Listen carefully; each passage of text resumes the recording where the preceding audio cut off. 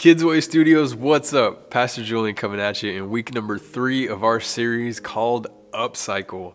Hey, this series has been powerful so far. We've been talking about rolling with what you've got. And that's a big deal. Throughout this series, throughout this month of November, I forgot what month we were in.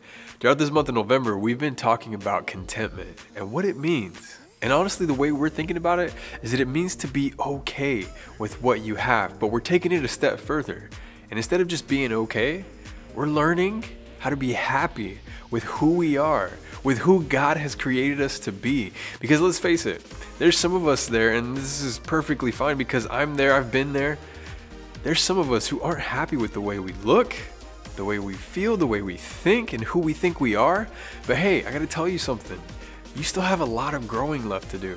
And I'm not just talking about growing up or growing physically, but growing spiritually and mentally as well. There's so many gifts that God has given us that we are going to grow into and learn that we have as we live our life out.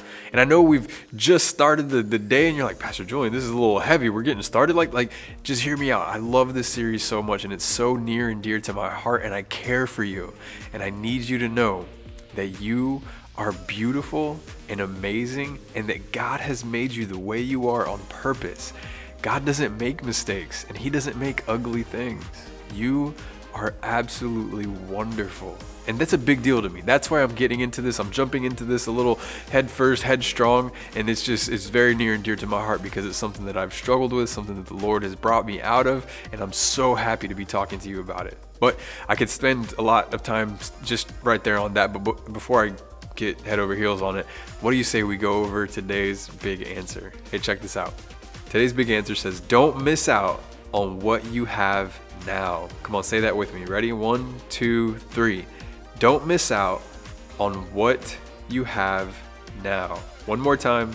Don't miss out on what you have now. Yes. Don't miss out on what you have now. You know, last week we talked about a king named Ahab. He was a king, but he lived a miserable life because he was so focused on what he didn't have. He missed out on what he had. He was a king. He lived in a palace. He probably had amazing food. He had influence and impact. He could make all the rules, and he missed out on all of that because he was focused on what other people had. And today we're going to get into a story about that. We're going to be talking about a group of people called the Israelites and about a time where they were so worried about things that they forgot to focus on what they had now. And as we're going throughout this time, my prayer for you guys is that you would be able to see the blessings and the things in your life that God has given to you and that you could be thankful for it. So before we get into that, we're going to focus in on Jesus Christ. And the way that we do that here in Kidsway Studios is by worshiping. So go ahead and stand up to your feet. We're getting ready to sing and dance and worship our God together. So let's go.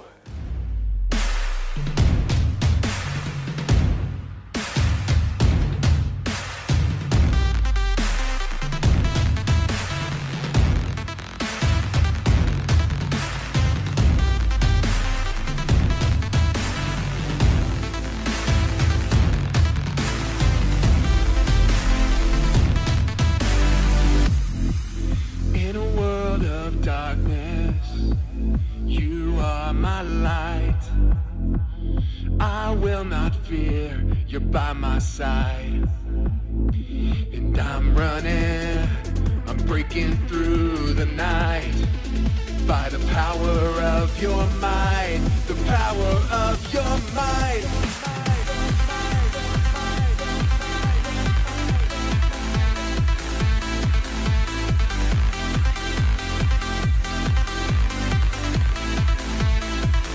You give me life everlasting.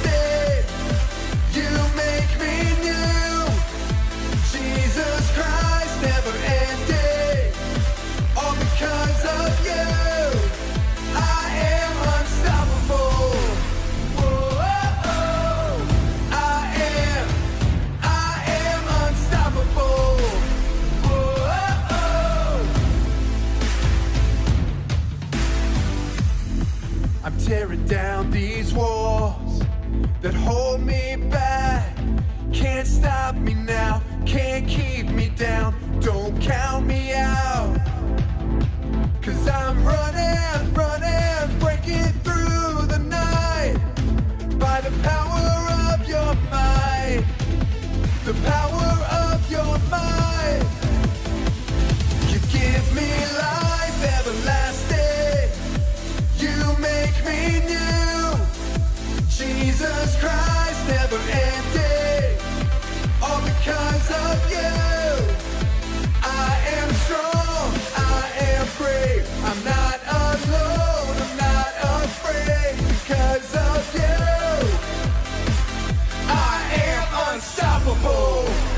child of God, standing strong on a solid rock. Yeah, I got power inside from the Most High, and I'm gonna light this world up, cause I'm on fire. Ignite, see me breaking chains in His name, unstoppable. No matter the obstacle, nothing is impossible. Never gonna quit, never gonna stop moving. Yeah, I'm gonna win, no way I'm losing. No way I'm losing, I'm unstoppable. You give me life everlasting, you make me new. Jesus Christ, never ending, all because of you. I am strong, I am brave, I'm not alone, I'm not afraid, because of you. I am unstoppable, I am unstoppable.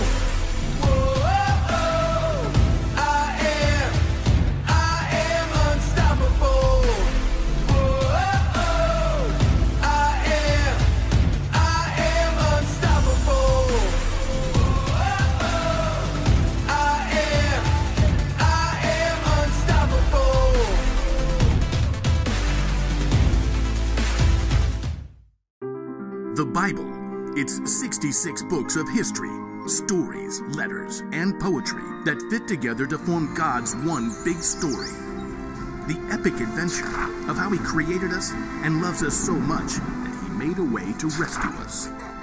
As we travel through the Bible, from Genesis to Revelation, we discover people who met God and found their lives changed forever. Now, for an amazing story. Inspired by the book of Exodus, chapters 16 and 17. The Israelites had lived as slaves in Egypt for hundreds of years, but God worked miraculous signs and parted the waters of the Red Sea to lead them to freedom. Sing to the Lord, He is greatly honored. He has brought Pharaoh's horses and chariot drivers into the Red Sea. God's people were free. But it didn't take long for all that singing and celebrating to turn into whining.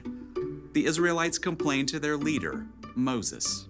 You must want all of us to die of hunger out here. Yeah, we had it good in Egypt. All the food we wanted. You do remember you were slaves, right? But we had so much meat we could barbecue every day.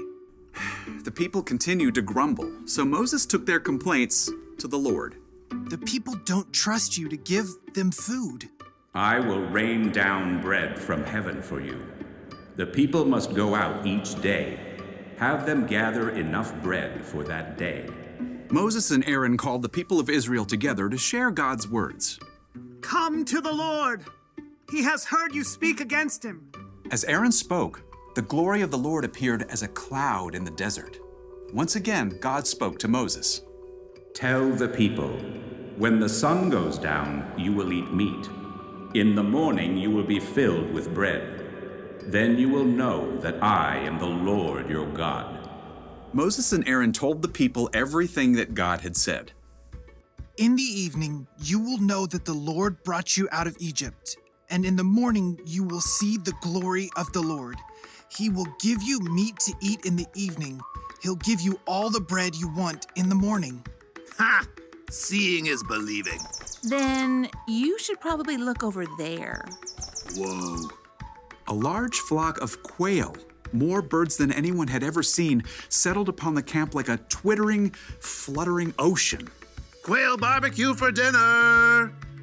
That evening, everybody in the camp ate their fill. And in the morning, heavy dew settled on the ground. And as it dried, it left something behind.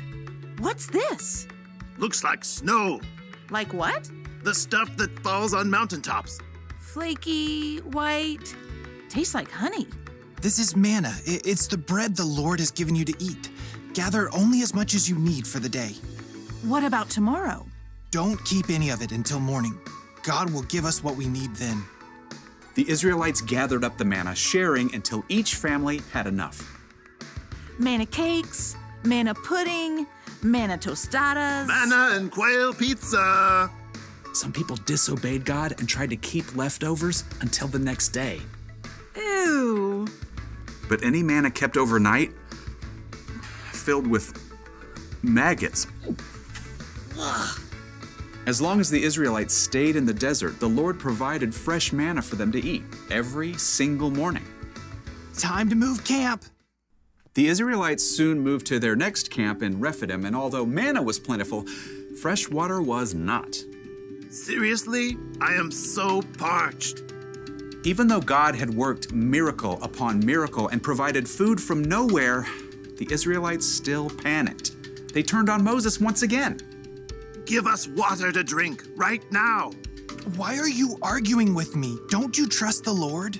Why did you lead us out of Egypt? At least we had water there. Now we're all going to die of thirst. The Israelites were so angry, they actually picked up stones to throw at Moses. Frustrated, Moses cried out to the Lord. Well, what am I going to do with these people? They're ready to kill me. Go out in front of the people. Take the walking stick you used when you struck the Nile River. I will stand there in front of you by the rock at Mount Horeb. Hit the rock, then water will come out of it. Thank you, Lord. Moses called the leaders and the people of Israel together. Come up with me to the rock at Mount Horeb. The huge rock overshadowed Moses as he walked beneath it, walking stick held high. Now see what God will do. Moses struck the rock.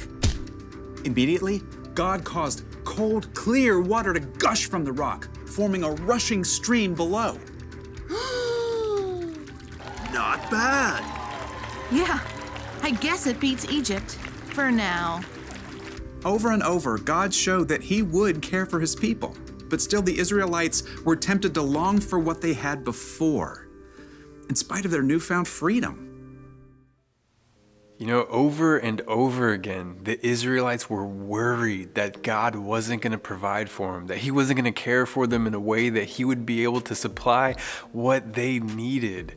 And you know, looking back, it's easy to say, come on, Israelites, like he brought you out of slavery. He kept you out of the hands of the Egyptians when he's parted the Red Sea through Moses. He's provided this manna for you, this bread from the sky, the quails that came. He's provided all these things. Like, how could you not believe that God is not going to be there to provide for you and supply for you and give you the things that you need? You know, from the outside looking in, it's easy to say those things. But you know, sometimes for us, we get caught up in the exact same way. We can start saying about ourselves just different things like, oh God, God, I wish you would help me here. Like I've struggled for so long and I don't know what to do and I don't know what to say. I don't know how to feel. I don't know what I should be. Like, God, why won't you help me? But the truth is, God has probably already helped you in ways that you haven't seen. You know, for us, a lot of times we get so focused on everything that's going on around us that we forget to focus on what is right in front of us. And you know, I can't speak for what that is for you, but I know for me, God had given me a family that loved me so well. He gave me friends that loved me so well. And after I started reading his word, I started to see these things that he had blessed me with. And I had started to see his love for me and the things that he has said about me.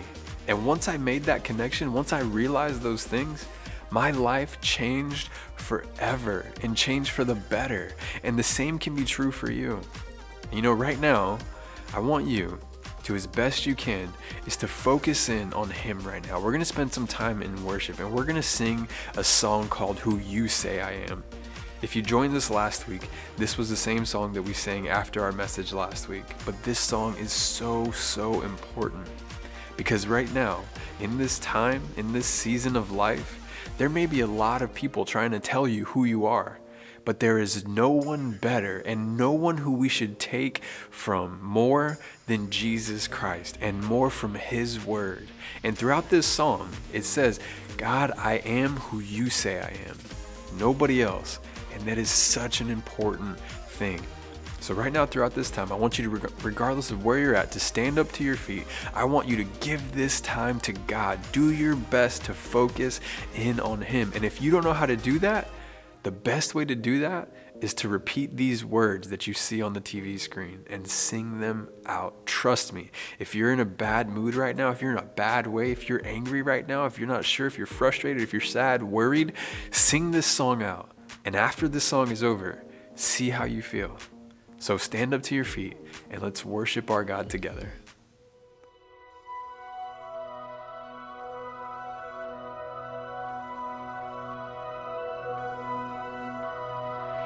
Who am I that the highest king would welcome me? I was lost, but he brought me in. Oh, his love for me. Oh, his love for me. Who the sun sets free, oh, is free indeed. I'm a child of God, yes I am. Free at last, he has ransomed me, his grace runs deep. While I was a slave to sin, Jesus died for me. Yes, he died for me. Who the sun sets free, oh, is free indeed. I'm a child of God, yes I am. In my Father's house, there's a place for me. I'm a child of God, yes I am.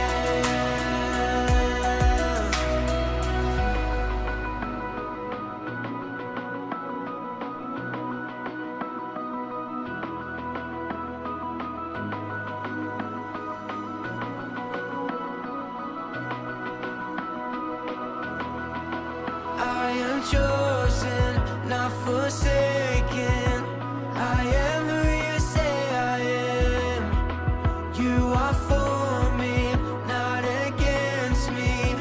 I am who you say I am. I am chosen, not forsaken. I am who you say I am. You are for me, not against me. I am who you say I am. I am chosen, not forsaken. I am who you say I am. You are for me, not against me. I am who you say I am. Oh, I am who you say I am. Yes, I am who you say I am. Who the sun sets free, oh, is free indeed. I'm a child of God, yes I am. In my Father's house, there's a place for me. I'm a child of God, yes I am. In my Father's house, there's a place for me. I'm a child of God, yes I am. Kidsway, thank you for worshiping with us. That was such a great time. And that is one of my most favorite songs because at the end of the day, regardless of who's telling us anything, we are who God says we are. And if you're not too sure who God says we are, here's just a couple of things. God says that we are more than conquerors, that we, because of Him, can overcome anything in our lives. We can overcome fear, we can overcome doubt, we can overcome worry, we can overcome bullies, we can overcome school, we can overcome all of these things because of Jesus Christ. He says that we're beautiful and amazingly made. That means we're not ugly. That means we're not goofy or funny looking, because God doesn't make things like that. God says those things about us. And if you want to know more about what He says about us, open your Bibles. Trust me, you won't be disappointed. And speaking of His word, I want to go over our memory verse for this series. Do you remember where it's at? Check this out. Our memory verse comes from Luke chapter 12, verse 15. Then he said to them, "Watch out, be on your guard against wanting to have more and more things. Life is not made up of how much a person has." Just that part again, it says, watch out, be on your guard against wanting more and more things. Life is not made up about how much a person has. I'd argue to say life is more so about the things that you can give away. I won't get into that too much. Maybe that'll be something for another series. But along with our memory verse, let's go over our big answer one more time. Are you ready? Do you remember what it was? It says, don't miss out on what you have now. One more time, say it with me. Say, don't miss out on what you have now. Kidsway Studios, if you start to worry, if you start to fear, if you start to feel jealous or angry or frustrated, don't miss out on the blessings that you have in your life now. Focus in and take a look at what you have. Do you have a house? Do you have clothes? Do you have food in your refrigerator? Do you have shoes on your feet? Do you have a family? Do you have friends? Are you athletic? Can you draw? Are you good at talking? All of these things are things that God has blessed us with. And don't just think about those things. Give thanks for those things. When you start to feel that way, give thanks for the things that you have. It'll change your day. It'll change your life. Kidsway Studios, I pray for you guys that you would know that you are who God says you are, and nobody else has that right more than He does to tell you who you are. Read His word, listen to His worship songs, come back here and listen to some of the words and the stories that we'll tell you. We love you guys so much. Thank you for spending this time with us up here today. So be safe, be good, and we'll catch you guys on the next one. Bye.